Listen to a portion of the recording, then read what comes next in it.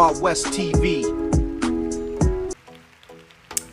Ibana, baada ya mchezo wa kombe la shirikisho CRDB Federation Cup, Simba Sports kupata ushindi wa goli 3-0 dhidi ya TMA.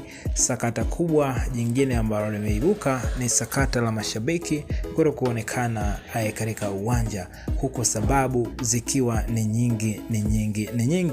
Na mchezo huo Simba Sports anapata ushindi wa goli 3-0, huku Lionel Ateba akifunga, akipokea pasi nzuri kutoka kwa Kijiri, lakini pia akifunga Valentine Noma kwa mkwaju wa free kick, yani pigo la moja kwa moja baada ya mchezaji wa timu A kumchezea madhambi nje kidogo ya goli mchezaji wa Simba, ndipo Valentine Noma anapiga free kick ya moja kwa moja. Sakata la mashabiki kuonekana uwanjani, sababu nyingi zinatajwa, ukiachana na mfungo wa Ramadhani pamoja na Kwaresma, lakini pia unaambiwa mashabiki hawakuheshimishwa kwenye ile sakata la mchezo wa dabi, ambapo Young African dhidi ya Simba Sports mchezo huu uliahirishwa. Kwa hiyo naambiwa mashabiki wameendelea kuwa bado wana hasira, na ndio maana hawatokei uwanjani. Bana, hilo sakata linaendelea kula na linaendelea kuwanyonya baadhi ya watu, huku Young African wakiendeleza msimamo wao ule kwamba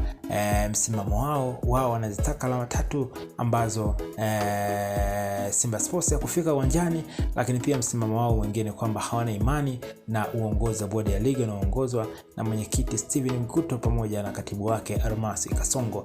Lakini 3 ni kwamba wao hawatakuja kucheza tena mchezo nambari 184 ambao Simba na Yanga ndio ulikuwa mchezo huo, huko Simba nao wakiendelea kutoa msimamo wao kwamba mchezo ule uliahirishwa kutokana na sababu ambazo ni za msingi, na ndio maana TFF walipozisikiliza wakaahirisha na kusema wataupangia mchezo huo tarehe nyingine. Wapo tayari kucheza mchezo siku ambao watapangiwa, lakini Yanga wao wanakuambia hawapo tayari kwa ajili ya hilo.